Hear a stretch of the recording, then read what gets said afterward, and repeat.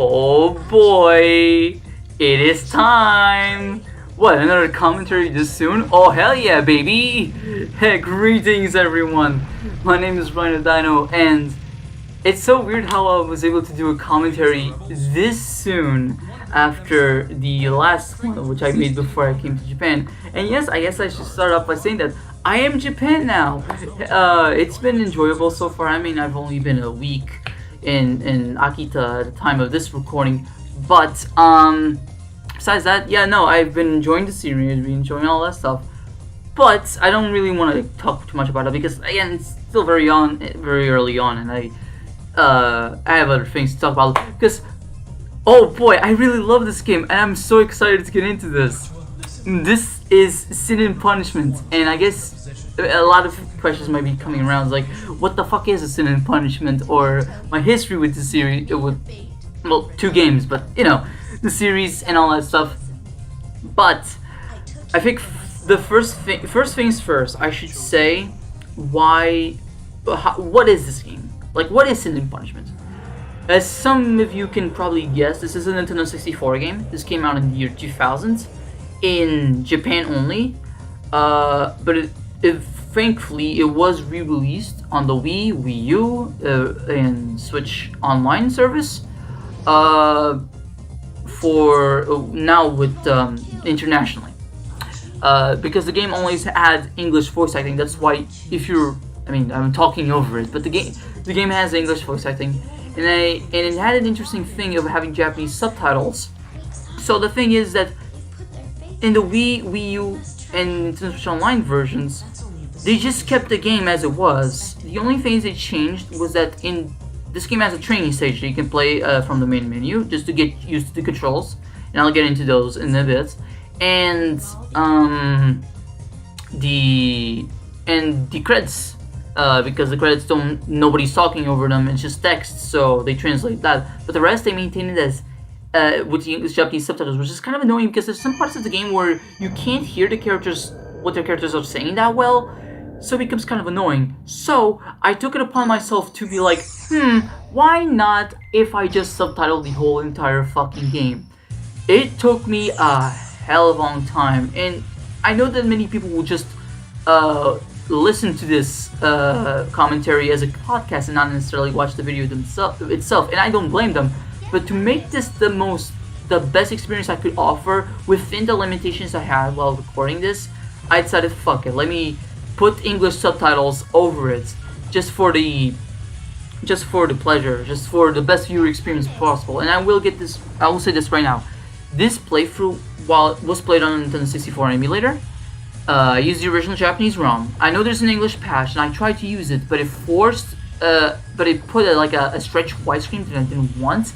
And also, like, I had to put a specific plugin for my emulator that caused way more graphical glitches than I liked. So I just decided to stick to the one that I knew would work the best. And even then, there's still a bit of slowdown and audio crackling here and then. I try my best to minimize it, but if you hear some weird stuff in the audio, then that's why. But besides that, I try my best to edit out some of the save states, just to make this as smooth as possible, and I also tried to edit out the borders, because even though I did use the best graphical plugin, it still caused a little graphical glitch. But thankfully, it was outside of it was in the borders and wasn't in the game itself, so I was able to edit that out, no problem. And I put the English subtitles, so if anybody doesn't understand the story, which there are plenty of people that don't understand the story. I mean, it took me a while for me to figure out the story of this game myself. But if there's anybody who doesn't understand what some characters are saying, I mean, at least you got this video to help you along, or the English patch itself, because the English patch is decently good. I mean, I was basing it off while I was doing the subtitles for this video, and while there are some errors here and there, it's overall really good of what the characters capturing what the characters are saying. But I guess that's the first thing I should get into, what the game is, what the story is. Well, first of all, might as well talk about the game because that's the easiest thing to talk about. Sin and Punishment was developed by Nintendo in conjunction with Treasure. Treasure being the main developers of this game. They've been responsible for games like Gunstar Heroes, Ikaruga, Radiant Silvergun, and of course Sin and Punishment in its sequel, and also Dynamite Eddie, among other games. Oh, also Wario Wolves. They're a very niche developer, and they haven't made a new game in quite a while.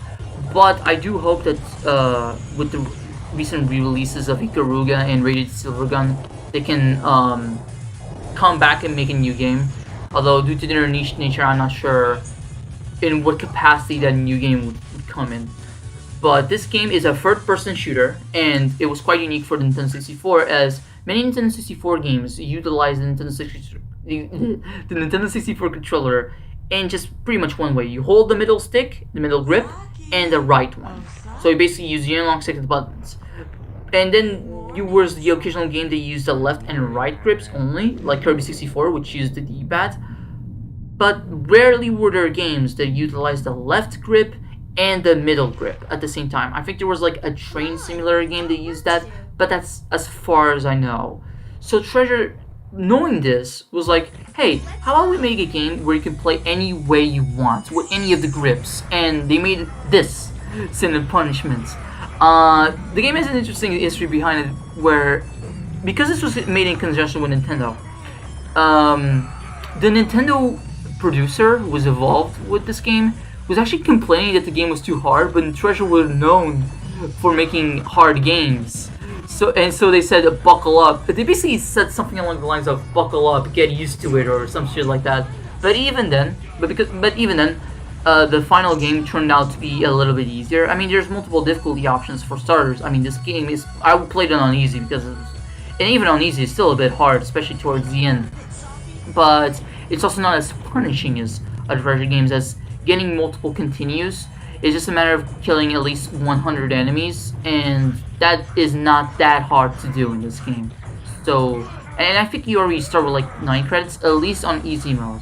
And every 100 hits you get like an extra one. So if you keep riling out the kills, you'll eventually get a lot of continues to help you through. If you waste all the continues, it's back to the beginning to you. But this is not a really long game at all. And with stuff like the save states feature in like Nintendo Switch Online or emulation, I don't think you'd have much of a problem beating this game. Of course, the save states is really if you want to. Not everyone uses save states, obviously. But the story. So basically, this game you can aim with the analog stick, or it's mainly the analog stick, and then you can move your character left and right, and then by double tapping one direction, left or right, you can roll. You can also jump and double jump, and you can also switch your reticle from a free aim one to a semi-automatic one, where it's weaker but it's more precise. So that could come in handy for some segments of the game. I actually utilized it way more in this playthrough compared to my previous playthroughs of this game, and it ended up being very useful. But what is going on in this game? What the fuck is the story?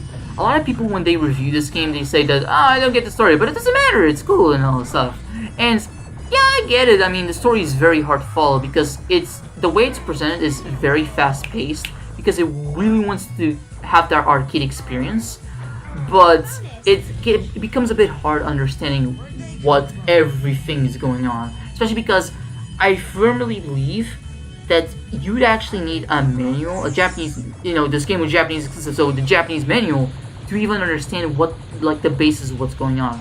But to summarize, basically, the entire world, in the near future of 2007, well, this game came out in 2000, so the then near future of 2007, the world is suffering from a large famine, so world hunger. To combat this, the Japanese made creatures called the ruffians that would help with this problem. Problem is that they started revolting, and now they are fucking shit up.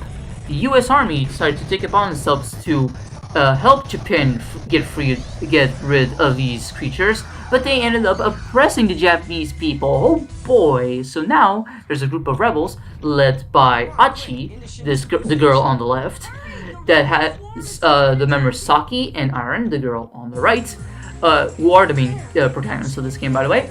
and who constitute the rebels who are fighting against the ruffians and the US Army. That's basically the setup for what this game's story is.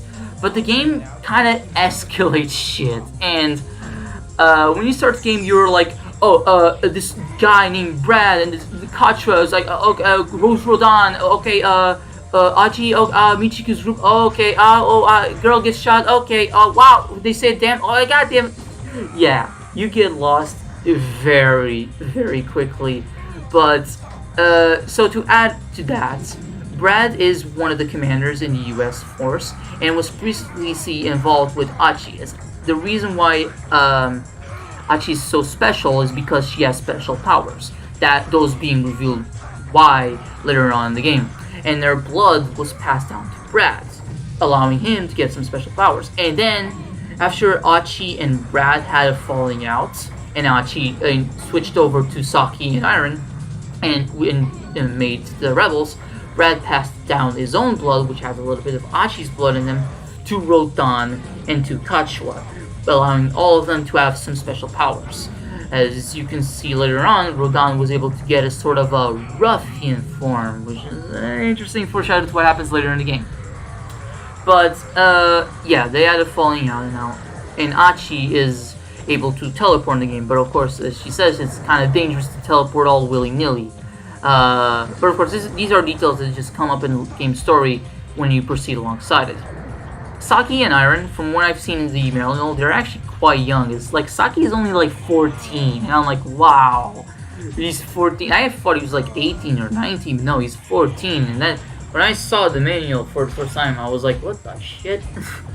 But yeah, but afterwards you find out, after you defeat like Kacho and Rodan, and that Brad gets angry, and then you defeat Brad, stuff starts going awry as you find out Achi's true purpose, as she comes from outer space, and, well, okay, I'm not sure if I should spoil this or not. I mean, the commentary is the entire game, so it's gonna spoil no matter what, so maybe I'll just wait until we get to that part for me to comment on the rest of the game, the game story. But besides that, the game is really fun to play. It's kind of, like, with these on-rail shooters, then the reason why you don't see many games of this genre, like, from big AAA companies nowadays, is because the games typically are short. They don't want the game to go for too long, otherwise the gameplay could get a bit repetitive unless you have to constantly shift things up. This game does a nice balance, that it does have a lot of spectacle and a lot of cool stuff that does switch it up, but never deviates away from its main gameplay. Which, speaking of the gameplay, there's one aspect I did forget to talk about, and it's probably the most important one. So when you hold on the Z button, you shoot, right? But if you're close to an enemy, or close to a projectile, like well, not all projectiles work, but for example, a missile. If you press the shoot button while you're close there, Saki will switch to his sword, and with that you'll be able to deflect projectiles, and that's very useful for like giving more damage to stuff than your gun would otherwise have. It's probably the main thing that makes this game stand out compared to other on-rail shooters out there, and also the fact that it's on foot compared to many on-rail shooters, which you are in the ship, kind of makes this game stand out a bit for me. I mean, I'm a bit disappointed that I do like that the sequel, you have more maneuverability, you can go float in the air, but I'm not sure if I'm the only one who has this ability, but it kind of makes the game feel less special compared to what the original was. I mean, but I also can't blame Treasure too much, since Sin and Punishment Successor of Disguise, or Star Successor as it is in North America, was originally not supposed to be a Sin and Punishment game. They only made it a Sin and Punishment game because they started to realize that the gameplay was becoming too similar to Sin and Punishment. Oops. And it ended up like being one of the last big games that Treasure would do. Like afterwards, they would just do like a few games on the 3DS. That I mean, they weren't the main developer; they were just helping, and then poof, they just kind of disappeared. But the company's still alive. It's not like, for example, Skip Limited, the company who made the Chibi Robo games, where it feels like they're all but dead. No, Treasure is still alive. They're just existing. I don't know. I think they're considering. I think maybe their position now would be really doing indie games and like small digital games. Like so far, they've been re-releasing some of their classic games like Rain Silvergun and Aruga. But let's see what like the future has for Treasure. Like I'm very curious. Like, will there ever be a Sin and Punishment free? That would require Nintendo to be on board because they both own the IP. But like, yeah, I would totally love for there to be Sin and Punishment free, especially because the second game, once you beat all the main campaigns, it ends on a cliffhanger. Fuck, I hate. Oh, I hate that. I mean, the cliffhanger was good, if a bit predictable, but god damn it. Especially because a game like this, like, especially like Successor Disguise already had like a little bit of baggage that it was like a 2-hour Unreal shooter that was being sold at launch for like $50. That nowadays we're in an industry where games have to be bigger. It really does not feel like Sin and Punishment would ever would sell that well if it was like that, you know. And I doubt they could make the game really long without getting like kind of stale, you know. But yeah, no. Sin and Punishment is really fun. And now Kachua's File. I just love that Saki's face here. He's just like, you fucking disgust me, you bitch. But I guess, okay, here's the important part of the video. Normally I start off my commentaries with this, but now I just had to explain what Sin and Punishment is because I know that a lot of people don't know about this game because of its very niche status. I mean, we're lucky that even before the Wii Virtual Console release, we could sort of play the game because of its English voice acting. It's funny how I think this game, the reason why it had English voice acting is because it wanted to appeal more to a Japanese audience. To an English audience. But the game originally never came out outside of Japan. I'm not even sure how much is sold in Japan. This is sold poorly. This is sold great. I'm not sure, but whatever happened, it never came outside Japan, and probably because of its very late release. I mean, in 2000, late 2000 at that.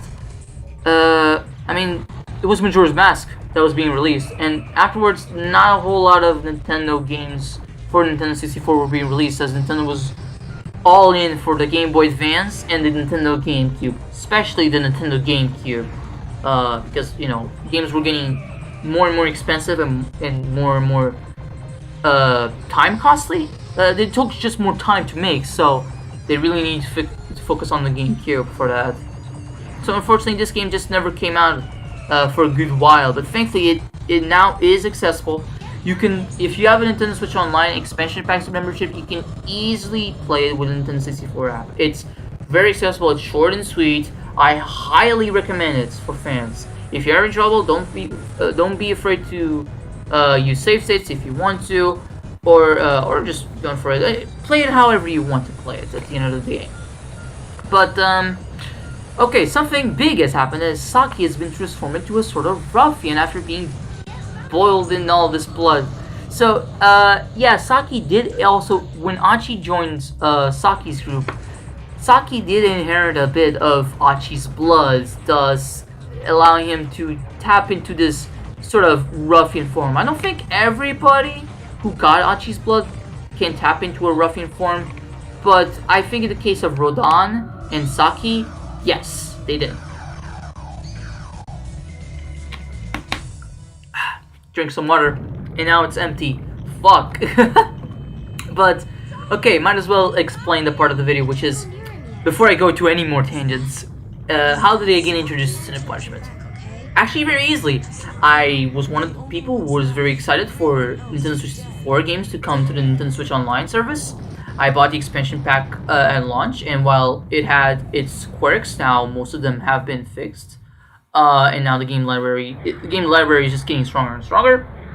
And I played it, and I, out of curiosity, decided, oh, let's try this Sin and Punishment. And then I played it, I was like, wow, this game is really fucking good.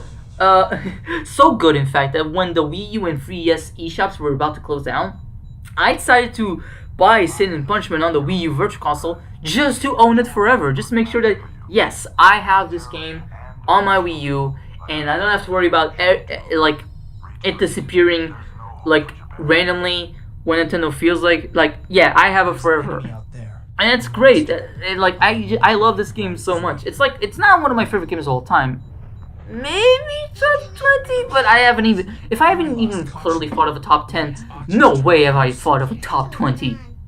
But yeah, I played it, and then afterwards I was like, okay, I'm curious about playing the sequel, and I was able to find a physical copy of the sequel for like around 40 something bucks, $50, which is close to the original price. I think now physical copies of the sequel are going for higher prices, but check eBay, check out pricetracking.com or such like that, because I'm not sure. But I was lucky to get it at a somewhat decent price, and then I played it, and I only played one of the campaigns, because the other campaigns is just like, oh, different controls, but the stages are pretty much the same. But I enjoyed it. It definitely felt longer than the first game, even though I think it's only like an hour or two longer than the first game. But I really enjoyed my time with the sequel. I'm not sure which one I prefer, I gotta be honest, because both have their strengths and weaknesses. Even this, in spite of me talking about my disappointments about how the sequel doesn't feel as unique as the first game was, the sequel is still really, really good. Like, it's super fun. But also get that, like, unreal shooters aren't for everybody, especially games that can become a bit hard. I mean, out of Treasure's mini games, I'd say Sin and Punishment is one of the easiest. Because even when they made a platformer with Dynamite Handy, that game got kind of hard. Thank God for a rewind feature. But yeah, my experience with this game is just very, very simple, and I already knew about Sin and Punishment a bit before, thanks to Saki's trophy in Smash Brothers. But that was it. I had no other experience with the series outside of Saki's brief experience in Smash Brothers. And can we just talk about how his assist trophy was in Brawl and Smash 4, but didn't come back for Ultimate? That's so fucking weird. Like, what happened? I mean, I'm glad his Mii costume was still there, but like, why didn't his assist trophy come back? He wasn't even playable in the game. Okay, come on. Well, speaking of playable, might as well. What if Saki was in Smash Bros? I mean, I doubt he'll join Smash Bros anytime soon. And hey, his son Iza as Echo Fighter, or maybe his own unique fighter. I'm not sure. Or Semiclone? I'm not sure. I mean, their movesets are similar, but Saki can hover, so. Or maybe they could do like a Simon and Richter situation where Saki is also able to hover, just like Iza is in the sequel. And it's kind of like who's echoing who's kind of situation. But yeah, Saki and Smash Bros. That would actually, I mean, they would probably have to get a bit creative, because when you look at the game itself, like, yeah, the moveset is a bit limited, but the fact that you can easily switch from a gun to a blade, and having that sword being able to reflect projectiles, that would actually be pretty cool. And I am sure Sakurai and his team can come up with something very interesting for Saki, I believe. And Iron, because Iron, yeah, as you're seeing on the screen, you also play as Iron, which is pretty much Saki's girlfriend, and also a pretty strong female lead, I'd say. There's plenty of Nintendo couples out there, but nobody talks about Saki and Iron. They're pretty much the Nintendo power couple, since they're both badass in their own rights. But yeah, Iron could easily be like an alternate costume. And Kachi, the second protagonist of the second game, of the sequel, could also be an alternate costume for Iza. But that also depends of if they ever bring the series to Smash. And I mean, the soundtrack, that would be great to hear, because I'm not sure if you guys are listening. I mean, I'm talking over it, so but the Sin and Punishment soundtrack, while not like perfect or anything, is really good. I really enjoy a lot of the songs from it. But it's kind of sad that this game is so niche that out of like fan-made remixes, I think I've only seen one fan-made remix of one of this game's songs, and like in all my time searching for that stuff. And it's kind of and it's coincidentally, it's the song we're hearing right now, Agave. I think that's Agave. I'm not sure how it's pronounced, but yeah, this game has a lot of good songs. Even the fucking prologue theme, the one you heard at the beginning of the game, called Solid Line. It's a bit repetitive, but I really like how it sounds. Dun, dun, dun, dun, dun, dun. Like, it's very memorable. And yeah, I guess I could say that I find the beginning of this game very memorable, because you're hearing that song, and then it's like, it's a girl pleading help to Achi, and she's fucking murder on screen. It's like, what the hell? What a way to start a game.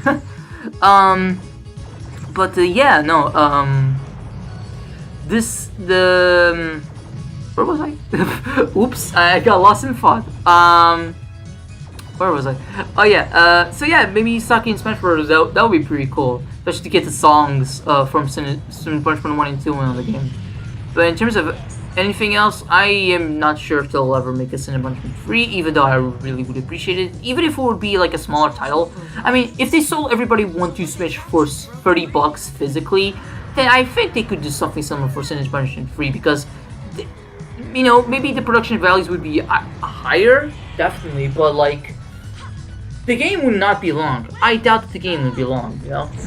But that's up to Nintendo and Treasure, and both companies would have to agree on that. Like, maybe Treasure would like to do Sin Punishment 3, but I'm not sure if Nintendo would be so pressed on it. I mean, in that case, I mean, Treasure would be the ones play the game, so none of Nintendo's internal teams have to worry about developing it. It's not like an F-Zero situation where they gotta find a team for it, because all the other internal teams in Nintendo are occupied with their own stuff, like Animal Crossing, Splatoon, Mario, Zelda, etc., etc.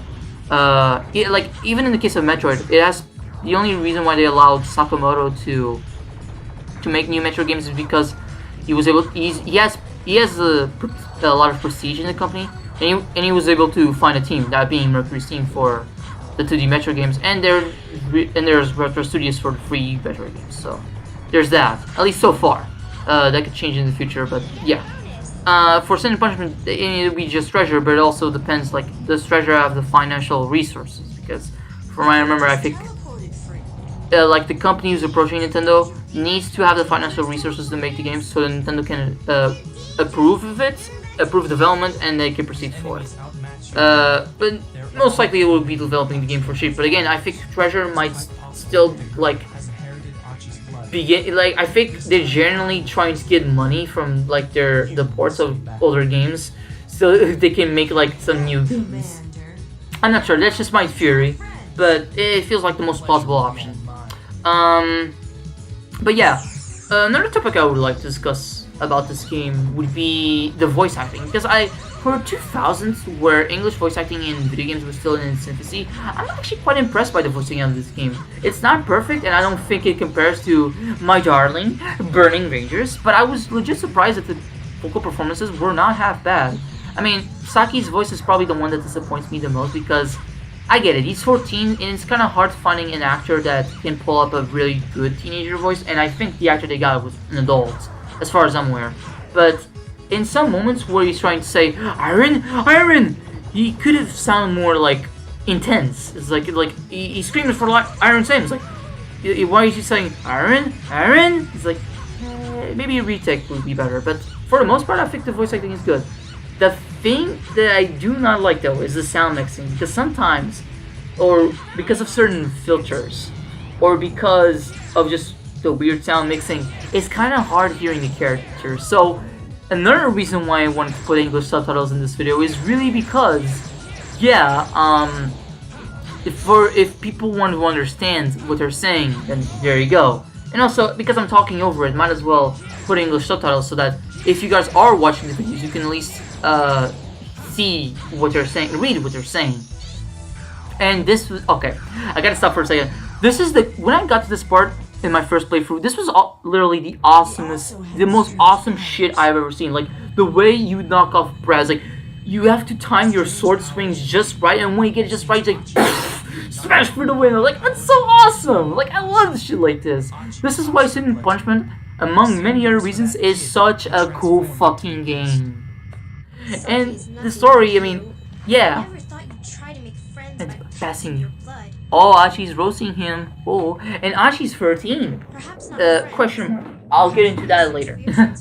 But, yeah, yeah, Sin and Punishment is a really fun game. You know, it's interesting. I thought I would have more to say about the game itself, but, I mean, I do, when we get to it, but I also kind of, like, don't have. But I also felt like, yeah, because Sin and Punishment's history doesn't have, because in retrospect, like, you could go back to the development, like, you could search on Wikipedia the development of the game, and they have some things to say about it. But in retrospect, Sin and Punishment is really one of those more forgotten series, like Custom Robo or I would say F-Zero, but people are still clamoring for new F-Zero, so I wouldn't say that series is completely forgotten. Maybe by Nintendo? I mean, I doubt it. I mean, they probably think about it every once in a while, like the coffee people. Like, some employee, like, during coffee breaks, like, saying, oh, we need to make a new F-Zero. And then they're like, oh, yeah, that'll be good. And they just forget about it for, for like, how many years? Or until the conversation is brought up again, and then the cycle repeats. But yeah. Look, another stage. Why this game is so fucking cool. You're literally on a piece of metal flying throughout the ships, and you like, this is so cool. And the music playing in the background, I forgot the name, but it's so fucking cool. Like, and it's probably the longest stage in the game, I'd say. Not the hardest. I'd say that the second to last stage, the final stage being the final boss, is probably the hardest stage in the game, I'd say. But this is long. And you start to notice it after a little bit, but the game just throws you like so many cool set pieces, and just keeps you on your toes while you're constantly shooting and dodging and stuff. That it's hard getting tired of it. It's really hard.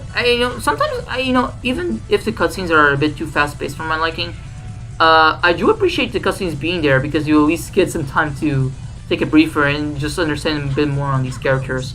Although, because again, this game's cutscenes are too fast-paced, it's kind of hard to understand much of the character's motivations. You just kind of have to assume some of it, like, oh, why Brad is so petty got a bit against Achi? Oh, because of that falling out that they had. Oh, why was Brad and Koch so good, like, as a team? I don't know. It's just said by, like, the higher commander of Brad, and that's it. Like, yeah, Kacho and Brad were a good team. But we barely get to see that because Kacho is killed so early on in the game, because, again, this game is pretty short. Again, the story of this game is not bad, and I actually find it interesting, but, yeah, no, I don't think the game, how it presents its story is necessarily the best, especially because you have to rely on the manual to fucking get, like, some of the information of the game, for you to not get lost.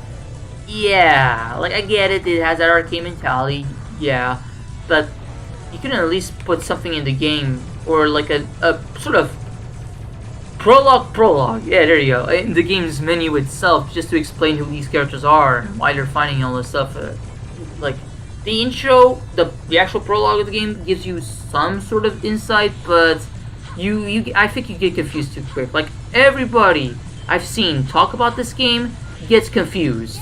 And yeah, that is not a good sign if you want the players to get into the story of the game. So that's why a lot of people just say, the story doesn't matter because the gameplay is cool, who cares? But I'm like, yeah, the story, if they went out of their way to make an interesting story, then yeah, it's just the way it's presented is just kind of beep beep boop, But if they, that actually would be interesting. What if they ever made a remake of Sin and Punishment? I'd be down. Of course, it would probably be as a small downloadable game, but I feel like a remake of Sin and Punishment could work great to, well, in terms of gameplay, they don't need to do much, but in terms of the graphics, they can refine it, so they can have a higher polygon count while still having 60 frames per second, and,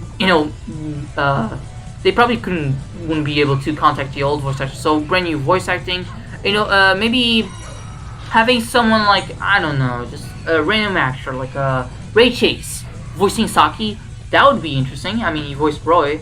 Okay, maybe Ray Chase wouldn't be the best option. Or maybe, like, recanonize the ages, because I'm not sure how I feel about these characters being, like, 14 and 15. I mean, they're badass for 14 and 15 years olds, but they just don't feel like 14 to 15 year olds to me. I don't know. I mean, Japan. Yeah, I mean, this game does take place in Japan, like in Tokyo and then later on Hokkaido, which, I mean, Hokkaido is the island at the top, the most northern big island of Japan, region of Japan. So, if I were to get put a game on it, I mean, I'd say maybe they were in the region of Sapporo, which is like the main city of Hokkaido, most likely.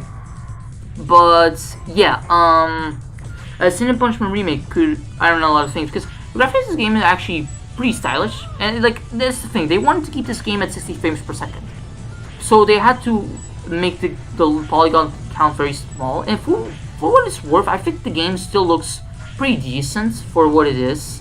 And I do like the character designs. The only thing I don't really like is the eyes. They feel a bit too voidish to me. Like, they could have made the irises a bit smaller, I'd say. But besides that, I very much appreciate the kind of art style that we're going for with this game. And the fact that this game maintains a 60 frames per second, not in this video of course, a 60 frames per second is downright impressive and makes this game's gameplay very smooth, very fast paced, just to the point. Like, yeah, we got this, we got that, we got those, it's pretty much a dopamine, a giant ass dopamine rush, and I'm all here for it. And the fact that it only lasts around an hour or two is perfect for this kind of game. And because it's a very arcade-like title, it just keeps coming back over and over again. Honest to God, I think with the many replays, this commentary, this playthrough is like my third one, because the first one was on Switch and the second one was on Wii U. And I feel like with this first playthrough, I've been able to understand the story more and more, and also doing the subtitles kind of also helped me understand the game's style log a whole lot more. And because of that, I feel like maybe not only do they want you to replay the game to get a higher score, but to also understand the story better in case you got lost in some details. I guess they want to feel like a movie, like how some movies are just very rewatchable because, oh, maybe you missed this detail or that detail, or maybe you watched it as a kid but you didn't really understand most of the stuff, and now later on in life, when you're an adult, you see it from an entirely new perspective. Like, for example, movies like Ratatouille are like that, where as a kid you feel some things, but as an adult, like, you see it from a brand new perspective. Here it's kind of like a similar thing, where you're replaying, you start to understand some stuff that you didn't understand beforehand, and that's cool. But no wonder, in an age where many people just play a game and then just move on, which I don't blame them, by the way. It's just, I'm just constituting more or less a fact. Yeah, many people are just gonna disregard the story, and that's a bit sad, gotta be honest. I mean, this is the third time I mention how people disregard the story, but it's true. It's true. People just like, oh, the story, I don't understand it, but it doesn't matter because the game's cool. It's like, yeah, I'm glad you're saying the game's cool, but you could make a little bit of an effort to understand the story, you know. But, oh well, whatever. It happens. I mean, you can't really change people's perception on this game now. I mean, thankfully, with the Switch Online re-release, more and more people were interested in this game because Switch Online has something that the Virtual Console never had, which is accessibility. Like, yeah, it was accessible on the Virtual Console, but you had to pay for it. And if you weren't entirely convinced on the game by its trailers or the small description on the eShop, or if you even knew of the game's existence, if you even followed like on the Wii or Wii U, then you're not buying it. Simple point, you're not buying it, you're not playing it, that's dumb. But with Switch Online, if you're already getting the subscription, it's one of the games you can access for free. I mean, for free after you get the online service. So you could just like pop in and just try it out for a little bit and see if it tickles your fancy or not. And it may tickle your fancy, and you may play for the entire thing, and you'd be like, oh wow, this game is actually pretty fucking cool. And yeah, it is pretty fucking cool. You should play it. Uh-oh. Archie, why are you laughing so, demonly? Crying Bread's name! Kinda sus there, Archie. I mean, I know you're fighting against the US Army, but I don't think even Saki or Aaron would be like laughing in his face like, ha ha ha ha. Is this some foreshadowing? And also, I mean, considering I said, oh, maybe it's because of that fallout that Saki and Archie had. And yeah, but I do also feel like this is a bit of a foreshadowing to what happens a bit later on in the game, which, I mean, is actually not that later on considering how fast-paced the story is. See, like the ruffians and Saki. Yeah, so yeah, Archie has special powers. What are those special powers? I haven't got anything. I mean, as we learn later on. Okay, I'll leave it for later. Oh shit, what is that? It's big, it's in the sky, I wanna go to it and I wanna shoot, bang, bang, bang. No, dipshit. No, it's not the US Army. Thank God, actually, you're oh. But yeah, no, Yes, and so, but you know, okay. So I'm glad that I'm finally doing this game, and I wanted to do it justice. But by doing all this editing and stuff, that did take me a long time. Um, but it got me thinking. Hey, maybe I could use this series, a very casual commentary, to just showcase some of the smaller, more obscure games that I have played that not a whole lot of people know. Of course, I talked about Burning Rangers before, and if you guys watch my night's commentary, you know my stance on that. I won't do it for a long time, but with Sin and Punishment, that's like the next best thing, I'd say. So I hope with this commentary, more people are introduced to this game, and if they have a Nintendo Switch online subscription, or who knows, if they hack their Wii's or Wii U's to play the game, play it. If they play it, please. It's really good, and it's really short, so you're not even wasting that much time. And if you don't know how the game plays, not only are there 3 types of control schemes that you can select from the options, but there's also a training stage that you can access from the main menu that teaches you all you need to know about how this game controls and allows you to practice at your heart's content before you jump into the game. I ended up not showcasing for this because I'm like, I don't think it's really needed considering it doesn't have that much going on, and also there would be way more subtitles for me to put. Oh god, no! Oh no! Because I guess I should clarify. Yes, if you play this on Wii U or Switch, yes, the training stage is subtitles with English. But because I'm playing the Japanese ROM on an emulator, everything is in Japanese. So yeah, menus included. So I do know a little bit of Japanese. I know how to read hiragana, katakana, and I know a few kanji. But of course, I'm not the best at making sentences, and hopefully during my stay in Japan, I am able to learn more of Japanese and to speak somewhat competently. I mean, in 4 months, it won't be that much, but I hope I am at least able to learn a bit more. But now that I'm thinking about it, it's kind of neat that the first game I do while I'm in Japan for my commentary is a game that takes place in Japan. Which that's actually kind of a neat thing, and very coincidental. I mean, I was playing before I came to Japan. I was a few weeks while I was doing the series and during Super Castlevania 4, the commentary. I was thinking about doing Nights and Dreams, but then my mind became racing about other games I could do, and I've now actually organized a list of potential future game commentaries that I want to do for this channel. Of course, many of them I won't be doing for a while because they either require a console I don't have or a capture card, which I do not have. But I hope eventually I am able to get a capture card, and because whenever I get that, my library of games I can do will expand tremendously. I think I've commented on this before, but my PC is not that powerful. And because of that, of course, as you can see in this commentary, even though this is a Nintendo 64 game, there were bits of slowdown, there were bits of audio-crackling. I tried to keep it as a minimum. That's why I played with this specific plugin, and I had to do subtitles myself. But yeah, I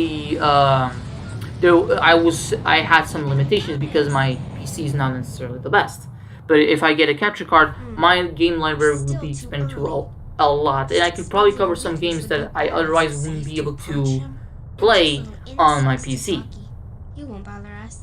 And Saki is stuck in this ruffian form. Damn it. His human heart. His human heart. To return Saki to human form, you must enter Saki's body and recover his humanity. So I enter through the mouth, right? You call to his heart. Yeah, this is the point where Thoughts, memories, it gets kind of weird. I mean, what Ashi's saying kind of makes sense considering that this game is already science fiction in the first place. So yeah, it's kind of I accept concepts of blood, by transferring blood from one person to another, they get powers and shit like that. But this is an interesting cutscene that kind of puts Iron is very dismissive of our idea of shooting Saki. I get Saki and Iron are very close, but considering he's in this ruffian form, and considering I think Achi knows what she's saying, I'm a bit weirded out that Iron was immediately rejected the ideas oh, you liar, you piece of shit, when beforehand Iron there wasn't any moment for Iron to doubt Achi.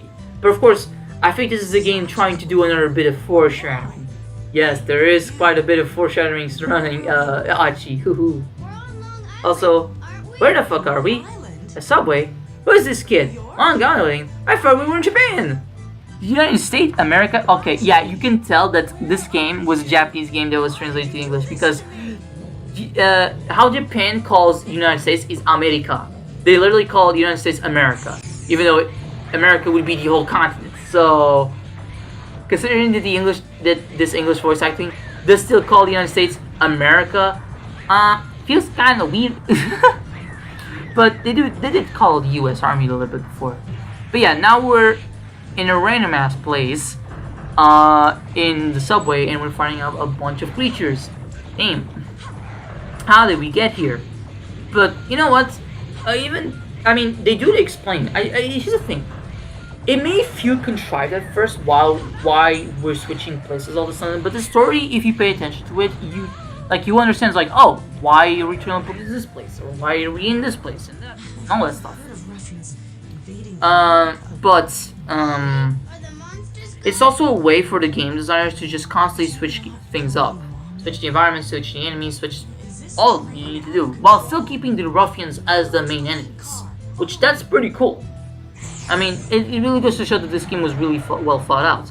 I mean, this game actually took a good amount of time to come out, because this game was originally going to come out in 1997, started development in 1997, but it took until 2000 for it to be released, which for the time, 3 years doesn't seem much nowadays, but for the time, 3 years was a long time for a game of this type, especially a non-real shooter. Ocarina of Time, yeah, that game took 3 years, which was way more than what Nintendo was anticipating, but it makes sense. It's a big adventure game. This is a simple 1 to 2 hour rail shooter, so why did it take so long? Simply put, Treasure was having a hard time figuring out the Nintendo 64's architecture. That's pretty much it. I think that was one of the main reasons why they joined up with Nintendo, so they could probably understand it better. Actually, was there any specific reason why Treasure wanted to team up with Nintendo? I know that games that Treasure did beforehand, like Gunstar Heroes, that's owned by Sega. So Sega has the final say about re-releasing that game. Same thing with Dynamite Eddie, that's owned by Sega. So you can find those games on Sega Mega Drive's and Nintendo Switch Online now. So that's pretty cool. And I played Gunstar Heroes and Dynamite Eddie. They're hard, but they're pretty cool. I may play some other games. Radiant Silvergun, I got that one recently, and I'm really interested in trying that out soon. But, yeah, the game took a long time to make, and so long that the game's title actually changed. Originally, this game was not supposed to be called Sin and Punishment. It was supposed to be called Glass Soldier, because the main character was supposed to be very fragile. Which, I don't notice that much in the game, but hey, if Saki were to get into Smash Bros, I could easily envision him being a lightweight. But the main reason why they changed the title was and the title, you can see it in the credits. So they do put the Glass Soldier title in the game as a sort of nod to its origin. But the reason why they switched to Sin and Punishment is because Glass Soldier, that would be written as Glass Soldier. So basically that would be written in katakana. But a lot of games in Japan are written in katakana. Their titles are in katakana. And they wanted to make this game stand out in the market. So they decided to change the title to a kanji. So instead of Glass Soldier, they would switch to Tsumitobatsu, Sin and Punishment, Hoshi no Keichosha, Successor of the Earth. That's the Japanese subtitle for the game, which makes sense considering the game's plot, and it's actually a bit of foreshadowing to the final bits of the game. But the sequel maintained that tradition by calling it Soro no Kokeisha, which means Successor of the Skies, which is actually pretty cool. And it makes sense considering that the game, you're most of the time flying through it instead of walking on it, which is pretty cool. I wonder if they made a Sin and Punishment 3, what do we call, Successor of what? Of the fire? Of the... the air would be kind of redundant. Whatever, something cool, Successor of space, the final frontier. Oh yeah, that would be badass. Although you already went to space in Cinnamon Punishment 2. And in the end of this game, but yeah, that would be interesting to do. But yeah, okay, so looks like we're 10 years into the future, in the year 2017. It seems like the Switch didn't come out in this universe. Amamiya? Wait a minute.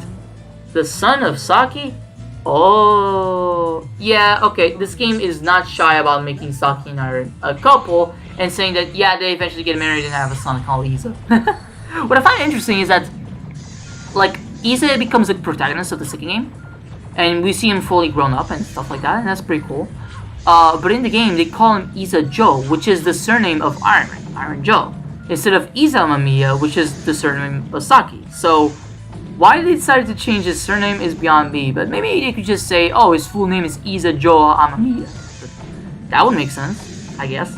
So, I don't know. I don't know why they made that decision, but I guess just keep his name short. But, yeah, we're 10 years in the future. What was I saying before I lost track? Yeah, they call it Sumitobots. And, this game did have a commercial, a Japanese commercial that you can easily find online. There's probably a version of the video on YouTube with English subtitles that you can access. So, I think basically what the commercial says is that, it just tells a bit about the story that Japan is going through a crisis, and then what kind of game it is. Like, it's an action shooting game. That's what they call it. That use both a blade and a gun to traverse. It's an interesting game. It's an interesting game commercial. There you go. But yeah, you find a lot of weird enemies in this game. You fight we're fighting fucking rocks here with lasers. What?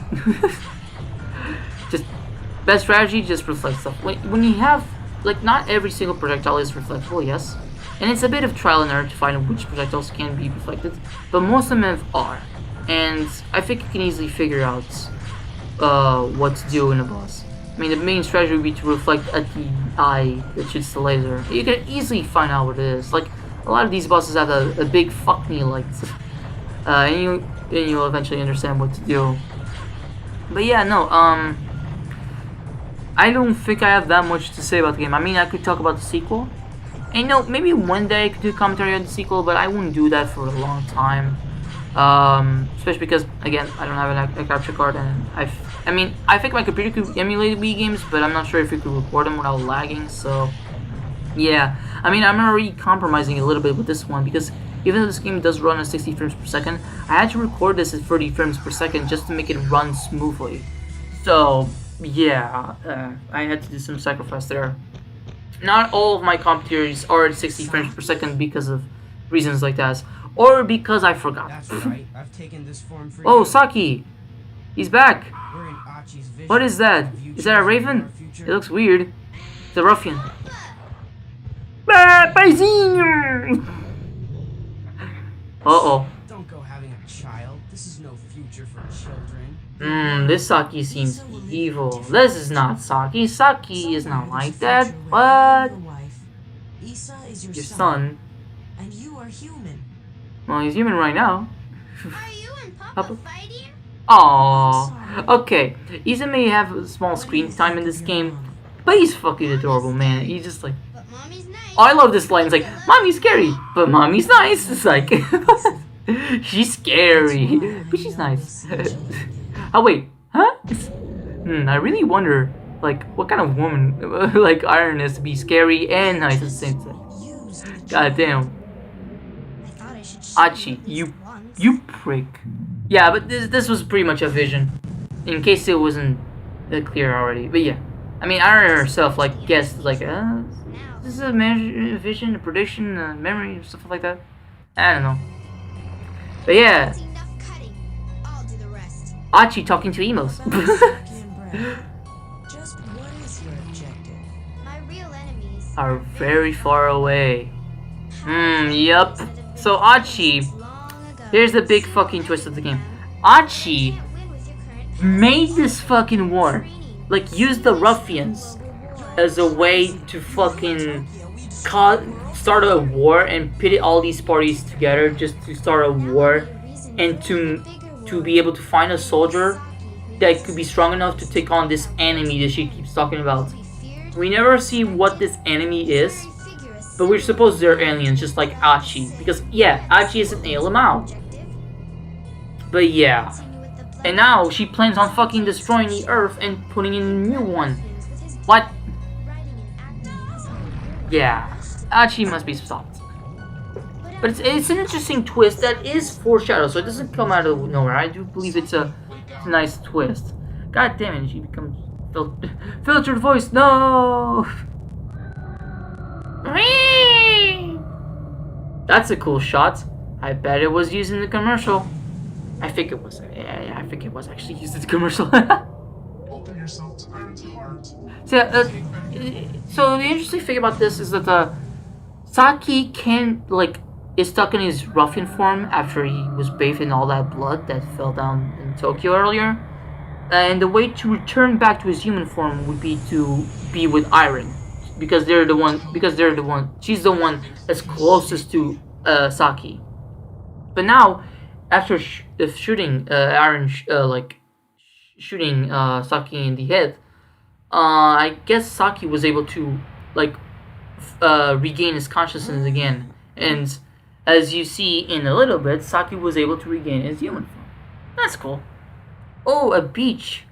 Oh boy, I mean, I'm not much of a beach guy, but it's nice to see. Uh-oh. I've got to fight them. Yeah, but I'm unconscious. Let me take care of it. Take care of it. Woohoo! He's back, baby! And I love this song. Oh, I love that line, considering the beginning of the game. Like, the first stage of the game is a dream.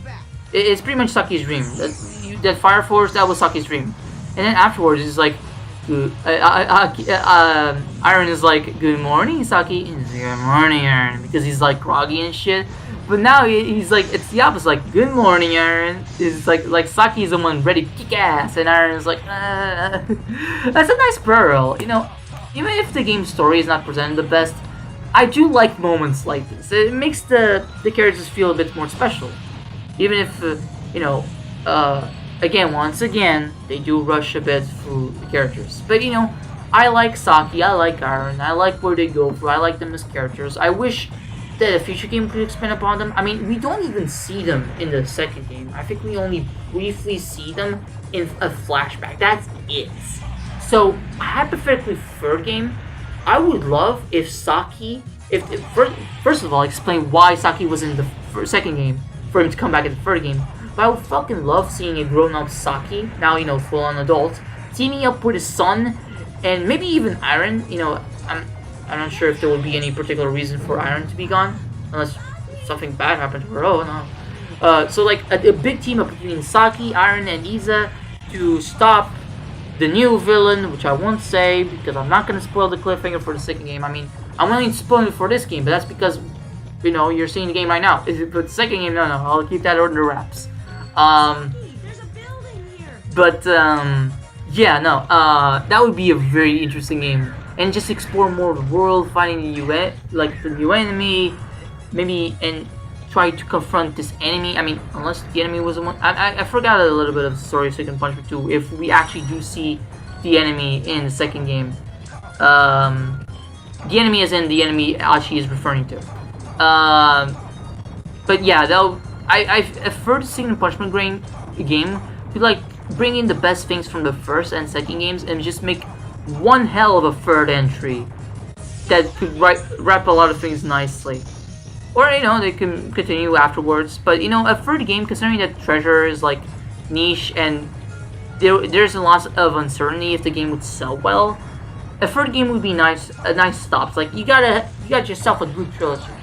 The thing is that now with the Wii U and 3DS eShops closed down, it's kind of hard playing the second game unless you have a Wii and you can find a physical copy of the game for a decent price. Because they would have to re-release the second game, but how would they go about re-releasing the second game? For an affordable price, for a price that people could say, oh yeah, this is a good price, I mean, my suggestion would be to bundle it with another Wii game, so that could, Nintendo could still say, oh, we're pricing it at $60, but you're getting 2 games in one, so consumers could swallow that pill better. That I don't know. It's up to Nintendo in the end way, and if they find that financially good, like a good financial investment in the first place, I don't know. That I would like, but again, I would like to see the Sin and Punishment series make a comeback. But yeah, we'll see. It all depends with time. I get the feeling that eventually, with time, even if it takes another fucking decade, a new Sin and Punishment game could come out, but it all depends on the fans. And considering that this game, the series has just fallen into obscurity, I think the only way for Sin and Punishment to get a new game would, honest to God, be if Saki or Isa got into Smash Bros. I'm not fucking kidding. Like, normally people would think the other way around, like, oh, there's a new game coming out. Hey, maybe put Saki in Smash Bros. No, I think they would have to be the other way around for Sin and Punishment to actually get a new game. Nario Kaido. It's interesting how it might be the reason why he probably got into Hokkaido was probably because of Saki's ruffian half. Just got the instincts like, oh, let's go back to the place where ruffians were created, Hokkaido. That's interesting. Yeah, that's interesting. There's a lot I want to ask Achi about this transformation. He looks weird. Achi, I hope his body isn't fucked let's though. go to America, Saki. Have a doctor take care of it. If a doctor can take care of it. If they dissect me, it's over. Oh. I mean, yeah, they were probably just like, oh, many experiments. Ooh, how did this guy become half human, half ruffian? Ah! God damn it. Iron.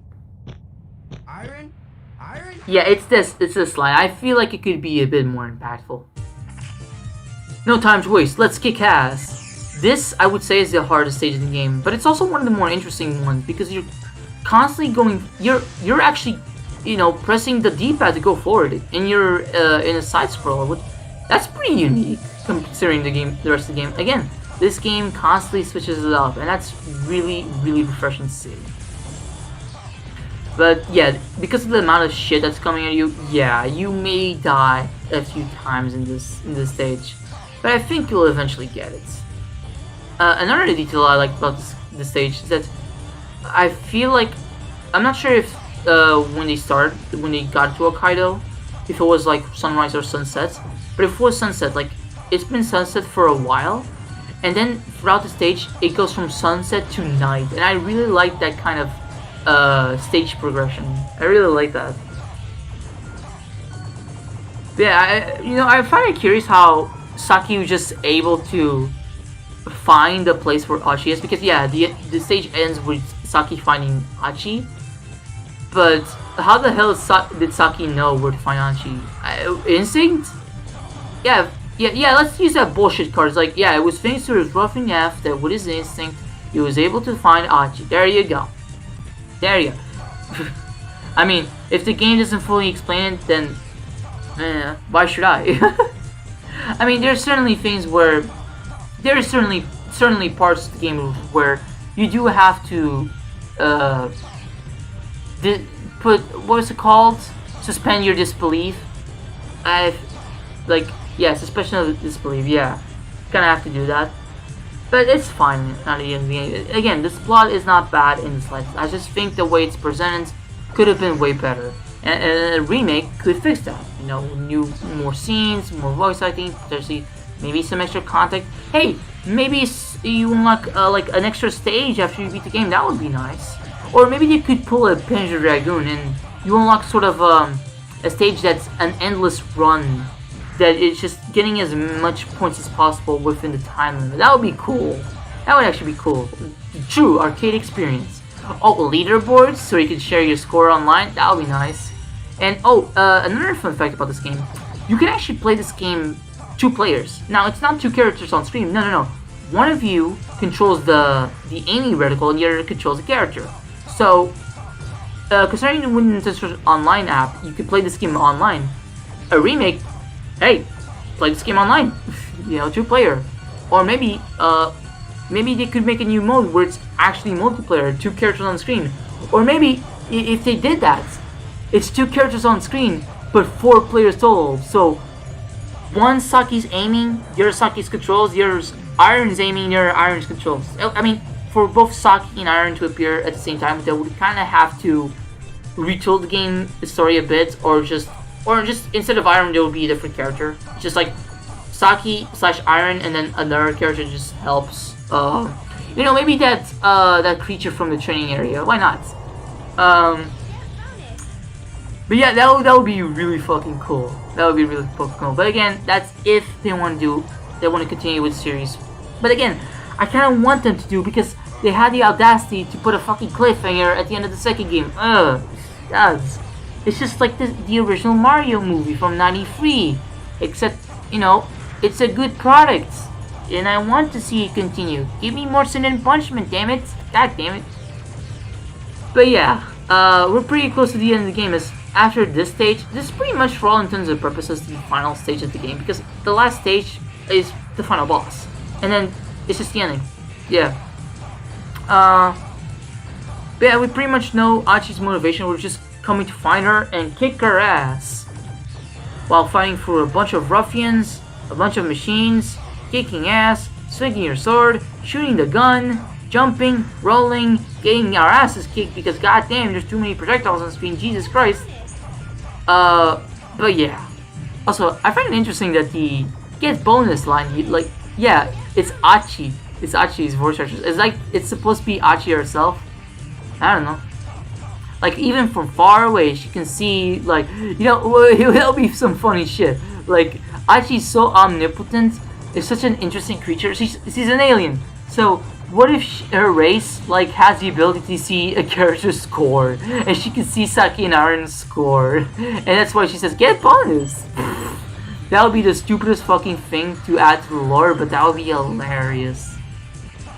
Alright, yeah, Jesus Christ, so many projectiles. I had to do a lot of save stating. You might see like a little bit of a frame thingy, a little bit of a cut in there, because it's like, yeah, because of that. It just got really difficult. But as you can see from the background, it's getting more and more dark, and I really like that. But we're in the final stretch, ladies and gentlemen. Look, it's her. Kick her ass, Saki. So, you finally come. You're asleep is all. Aww. Why are you doing this? Yeah, Saki does not know. Unlike Iron saw the whole thing, because he was unconscious in his ruffian form. He doesn't know what Achi's motivations are. I'm not accusing her. Obviously, our hearts were going closer. This game kind of does want to have a message that's, yeah, even if there's problems, we can still push through if we fight with love and stuff like that. It's just that I think, unlike other games that make the power of friendship and stuff, this one's both subtle and not subtle at the same time. Like, the relationship between Saki and Iron is not subtle in the slightest, but how it portrays that relationship in the overall game and the powers, it's a bit more subtle, I'd say. God damn it. This fuck her up. Yeah. Oh, what is she gonna do now, huh? Yeah, kick her ass. Let's go. Uh-oh. What the? Wake up! Wake up! We need you! Saki? Yes, it's me. No, him. Aww. Comfort scene. Let's go. Back to Ruffian. Let's kick some alien ass. And this is the final boss of the game. But first, Achi has to say some bullshit stuff. Let's see. Slowdown, goddammit. But yeah. I actually don't have much more to say. I think I've said all that I need to say.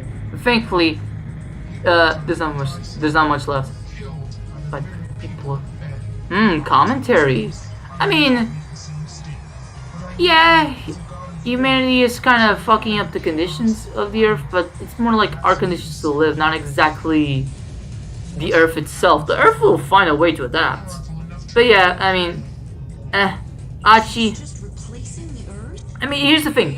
Ashi does have a point, but she's going about it the wrong way. You know, it's kind of like the Thanos situation where, yeah, overpopulation and shit, but like, when Thanos like snapped and like removed half of the population of the entire universe, you're not necessarily fixing the problem because the overpopulation would just happen eventually anyway. You're just laying the problem, dumbass. So yeah, Achi's just going about it the wrong way. And also just to fight the enemy is like, yeah, this is the final stage, and unlike previously, you don't actually need the blade to reflect the projectiles. You could do it by the gun, which, thank God, because there's so many projectiles for you to reflect. In this final boss, your objective is pretty much to reflect the projectiles to aim at the Earth, because aiming at the Earth itself won't cause enough damage. The Earth made me cry, the false Earth, because you're also protecting the, you know, the actual Earth while doing this, and the actual Earth has its own health bar at the bottom. You have to watch out for it. So basically, your objective is to kill the false Earth before it kills the real Earth. That's pretty much it. So basically, this final boss tests your skills and reflexes on your aim, and after that, you can be just fine. I will admit, yeah, you only see one of the tries on this, but I was able to beat it on my second try in this playthrough, so it's not too hard. It's just persist and you'll eventually beat it. But it's a very interesting way to end the game. You know, it's kind of funny how this game sort of has Evangelion vibes, but it's completely different from Evangelion. But I wouldn't be surprised if they got like some inspiration from Evangelion in terms of like the giant, like how rough Saki's giant ruffian form kind of resembles the Evas and stuff like that, or how this game kind of switches its themes of like the last few minutes. I mean, I'd say that this does a better job than Evangelion, but I also can't blame Evangelion too much because of its schedule and its budget and all that stuff. But yeah, no, I wouldn't be surprised if Sin and Punishment was partially based on Evangelion, considering that was, at the time, a very recent anime, and was the kind of like the hot new shit, if you will. So yeah, this is pretty much the end game, and will soon defeat Achi's Earth Mimicry and send her off to parts unknown. Kaboom! Yeah. And yeah, with that will be the ending of the game. Now we'll just watch the last few cuts. Kaboom! Jesus Christ. The old Earth will die soon. Killed by the very people it fed. Even after we defeat her, she's still saying that stuff. It's like she's warning us or something. I don't know. I mean, Sin and Punishment, Where's Archie? as far as I'm aware, wasn't originally gonna have a sequel because Treasure is not necessarily is not a company that really does many sequels. You know, they're ones to make more one-off stuff. So Sin and Punishment was probably not gonna get a sequel for a good while. And this game, it could be argued if it ends on a cliffhanger or not, but I'd say it just ends in a more open-ended way. You know, Japan's a mess, but they'll work towards the right future. What are we gonna do now? I don't know. When I was little, I always wanted to be a cop. You think they'd hire me now? Not sure. Yeah, they would. Okay. You could kill all the ruffians I like yourself. Iron's words of By encouragement. myself, I couldn't. I'd need you to protect me. Looking towards the horizon. So yeah, Wanna take them on? Together? let's do it! At least that way we can have some fun. So yeah, basically the game ends with Saki and Iron. I think they, as we see from the credits, they resume their ruffian form, and they're basically going around the world defeating ruffians around Japan, because I don't think other countries have got the ruffians yet. But in this post-credits scene, where there's no voice acting, Achi, while rolling around in the middle of fucking space, is thinking about what to do now, because she can't confront the enemy now. So, without Brad, without Saki, what does she do? Well, Iron has a little bit of blood, and Isa will inherit the blood. So, Isa for the next game? Maybe? I don't know.